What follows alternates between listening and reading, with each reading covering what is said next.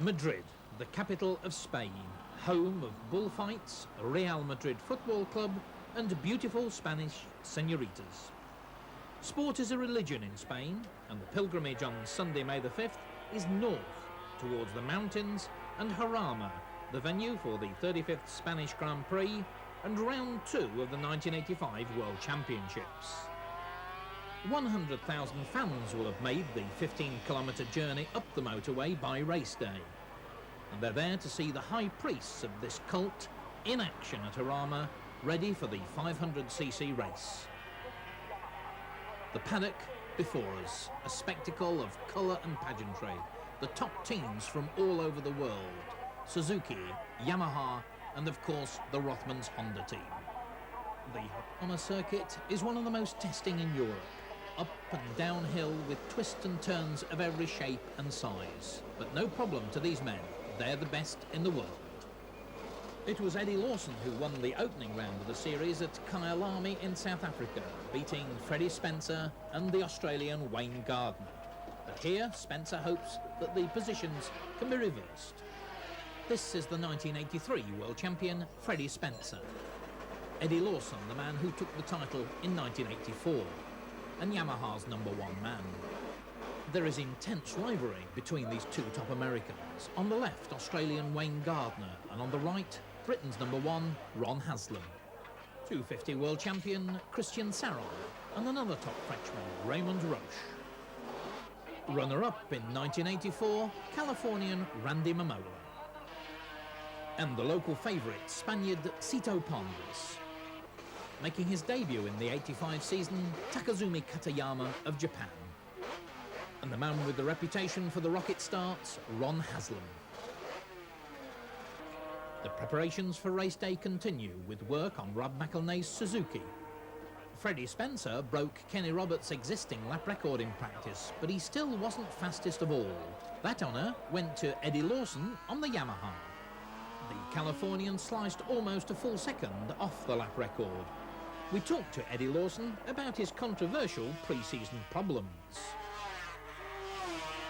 Well, certainly the results must have boosted your confidence, but you have had a lot of aggravation. Things didn't start very well for you, particularly the problems you've had with Aggo. Are things still fraught between the two of you? Well, the team, I work with Kel Carruthers and my 2 Italian mechanics, and we get along very well, and the Yamaha guys, they're fantastic. So that's the core of the team, and that's what makes it work. And as long as I get along with those guys, then everything's fine, and that's the way I'm working it. How close were you to quitting, to not coming back this year? Well, very, very close, but that's over with now. Well, OK, but before it's over with, just finally tell me, what was the thing that made you change your mind then?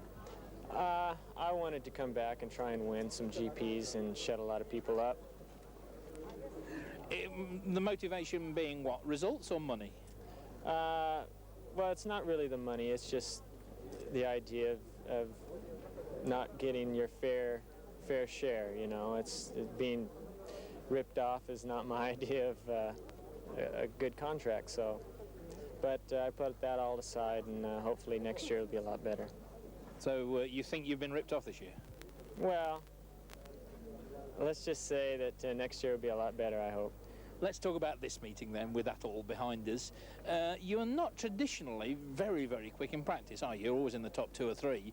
The fact that you are in pole position, the fact you have shattered the lap record, does that make you feel that you've still got some more in reserve if you have to go quicker tomorrow? Yeah, if we have to, you know, I can always push. I've been known to go better in the race than in practice, so I think, and I felt very comfortable doing that. Those were just comfortable lap times, actually, so I didn't have to push real hard. But it's 40 laps, and if we can run in the 29s or 28s for 40 laps, then we'll be there at the end. And I don't think there's that many guys here that can run that hard for that many laps. There was little to choose between the two men. Spencer was just 0.03 of a second slower. We spoke to Freddy about his choice of bikes. It's been suggested that you would have preferred to have used the 3-cylinder bike here and not the 4. What truth is there in that? Well, Somebody asked me that, and then I said, well, I want to ride whatever I can win on. You know, it's 4 wheels or 2 wheels or 1 wheel. I don't really have any preference, but we did unload the 3-cylinder, and we only got a chance to run about 4 or 5 laps because we were trying so many things on the 4-cylinder bike. So it's kind of just weighing. You know, you pretty much, you're never sure. And to run the 3-cylinder would be taking a chance since we haven't had enough time to really test it. Now, there are some very senior executives from Honda coming to the race. Again, it's been suggested that the word from Japan is that a Honda must win. Does that put any pressure on you? Not a bit, because I always go out to do the best that I can. And, you know, they know that. I've been with Honda a long time, and you know, I've won races when I'm there and with them there, and I've lost races when the top people are here. It's just great to see that they're interested enough to come, and that's good for the sport. Do you like the Jarama circuit? It's been good to me in the past. It's probably, well, it's the home of the greatest race, the most difficult race I've ever participated in, which was in '83, the race with Kenny. But I prefer faster circuits because on slower turns, especially like here, you really can't use your ability, you know, make up a lot of time. And if you are having trouble with the bike and handling, it really is magnified here. So it's good from the standpoint of that all the problems have arisen, and it's good to test them and try to figure them out. But on the other hand, when you do have those problems, it really makes it difficult to get around here quick. So hopefully tomorrow it'll be good enough. Third in South Africa and third fastest in practice was Wayne Gardner, and the young Australian was trying hard. He too broke the lap record. 1/10 of a second separating the top 3 men, Eddie Lawson, Freddy Spencer and Wayne Gardner. That's good company to be in, Wayne. Is that right? I didn't even know, actually. I knew I was up in 28s and high 28s, so you just told me the results then. I haven't even read the sheets yet, and so far so good. Yeah, I'm very pleased. My first time here, and I'm hanging in there with the top boys, so it's a great start, yeah, but the race isn't finished yet, so keep me fingers crossed. Things certainly happened to you, Wayne Gardner. On the way over on the ship, you had a bit of a problem, didn't you? Yeah, we have our yearly team, or annual team, arm wrestling competition amongst our team, and that's a bit of a long story, really. We ended up finishing up with the competition and a few beers, and I didn't know, but a couple of days after, I got tennis elbow in the corner of my... Let's have a look at this problem. What exactly have you done with that? I got, I think they call it tennis elbow, and unfortunately it's like a really bad pain and after you've been exercising your arm, and it's murder. So it's a bit of a story to it. But anyway, I came here, and after each practice it kills me. It really is painful, but it's not too bad when I'm riding. And so I went to the doctors and they strapped it up, and he says, oh, here, I have these tablets. And I looked at them and they were like a long torpedo shape, and I couldn't work out what they were. And he says, just take these every 12 hours. And I didn't know how or which way or what. So I went over to the pit there, and I said to the mechanics, I don't know how you're supposed to eat these things. So I put it in my mouth and start chewing it up. And I couldn't believe it just tastes like an old candle or something, an old piece of wax. I was chewing it, and I thought, God, get me a drink. I says, but as I say, you know, things that are bad for you are supposed to be good for you. Taste bad, it's supposed to be good for you. And sort of never thought two thoughts about it, and then I carrying the tablets in my pocket, and I was showing one of the Rothmans girls. She says, this is what you've been eating? I said, yeah. And she says, oh, that's a suppository. I went, what? So unfortunately I ate a suppository. And it hasn't done me any harm so far. In actual fact, I went out and took a second half off my time, so something must be working somewhere, and my arm stopped aching, so maybe I can rewrite the medical journals now or something. But it's, touch wood, it hasn't done anything to my stomach yet, so... But it just proves that you can't tell your arse from your elbow. I was waiting for that off you, Chris. Yeah, that's true. Fourth fastest and a brilliant performance came from Rob McElnay, the young man from Brigg in South Humberside. We asked Rob whether he liked Jarama. Is Jarama your sort of racetrack? Well, I think the days are gone when you can ride and make up for no horsepower. Everybody rides hard now, so I'm enjoying this circuit, and it's suiting me, yeah. And what about the race? Can you finish in the first 4 in the race? Well, I'm not sure. It's going to be a quick starting race, I think. Everybody's going to be going really quick from the beginning. And I'll just see how my bike's handling as good as anybody else's, so maybe I won't get so tired as everybody, and see how it's like at the end of the race. This is your 3rd season with the Suzuki Heron team, but of course before that you were a privateer. You struggle the hard way. How difficult is it for a privateer to get into Grand Prix racing, do you think? Oh, really, this sort of level, it's nearly impossible. Maybe a 250 class, something like that. It's not too difficult, but with the works teams competing in the 500, and it's been so competitive, it's really, really difficult. Ron Haslam, 5th fastest, but I'm sure you're not satisfied with your time. No, not really. We've been doing a lot of testing again, and I feel that we've got the bike right now, but I just didn't get a chance to do a decent lap time. So I suppose I've got the front row, and that's the main thing. Well, you're good at making quick starts, of course, and that's going to help you. But the fact of the matter is that Wayne Gardner, who you've been battling with all season, is 1.5 seconds a lap quicker than you. Now, can you pull that back? It's going to be hard. 1.5 seconds is a really lot around here, and same as Wayne's already proved that he can do it. I've got to prove it yet. Just hope that I can prove it in the race. 1.5 seconds separated the top 10 men at the end of practice, and in 6th place was the Californian Randy Mamola. Mamola had a lucky escape in practice when he was torpedoed by Didier de Rodriguez, the Belgian rider. But undeterred, Randy gave a demonstration of wheeling to delight the Spanish crowd.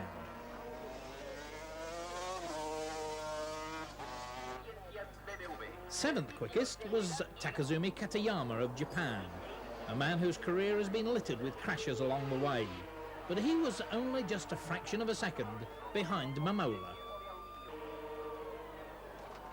Katayama is the 5th member of the Rothmans Honda squad, and all 5 are in the top 7.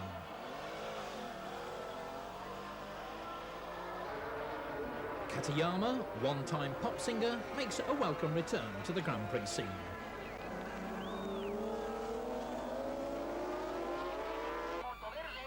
8th quickest was Raymond Roche, but the Frenchman was suffering from the leg injury he sustained at Kyalami. Roche is hoping to improve on his 6th place at Kyalami.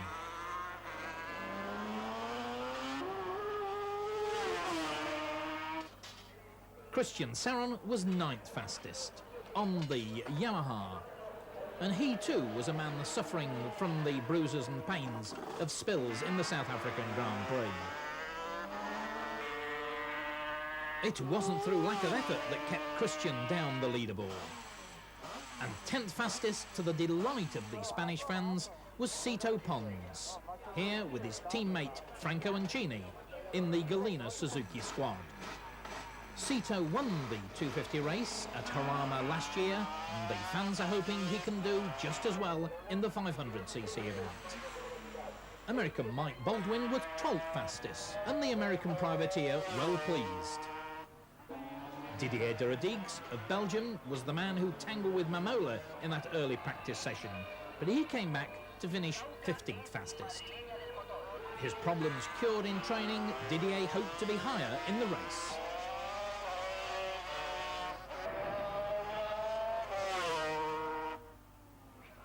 Lawson had won the battle of practice, but race day, well, that's another matter. And time for a final word with the Michelin men to see which choice of tyres for the race. For this man, Freddy Spencer, a chance to wonder where he can find that extra little bit of speed. Race day and the record crowd of 100,000 people jamming the motorway from Madrid out to the circuit. They came in all kinds of transport, from motorcycles to lorries and from coaches to cars. And so we end the first of our two-part report on this Spanish Grand Prix.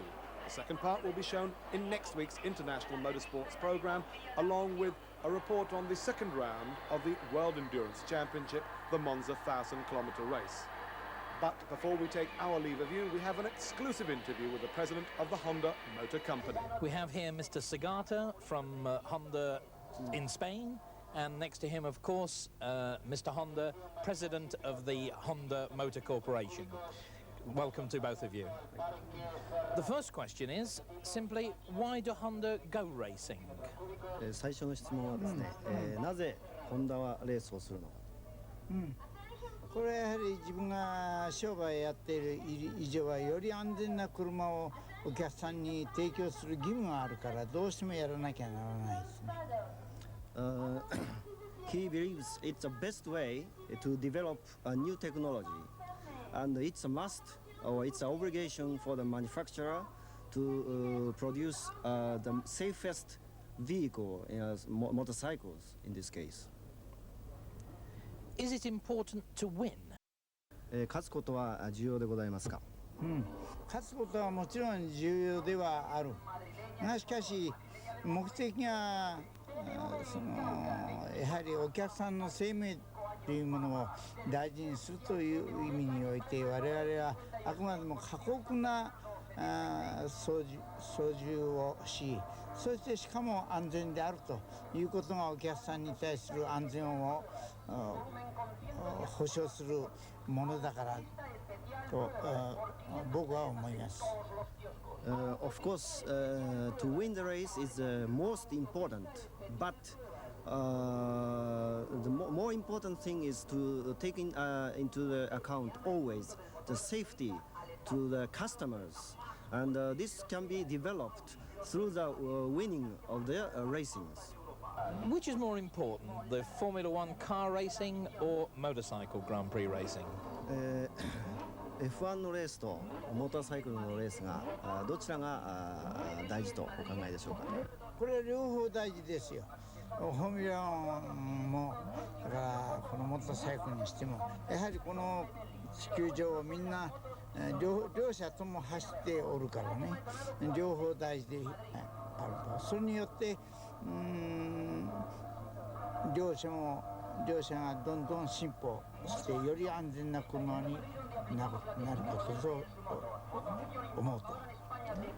He thinks both are very important because both of them can go on the paved road or any place, and the purpose is the same.